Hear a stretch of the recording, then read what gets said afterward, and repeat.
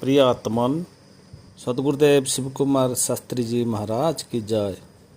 निज सुख दुख पाई अन्य उपरे निर्भरशील हेबा एवं नित्य परिवर्तनशील संसार एवं मानसिक स्थितिर द्वंद्व समूह द्वारा आघात प्राप्त हेउथिबा अवस्था को ही संसार कहा जाए।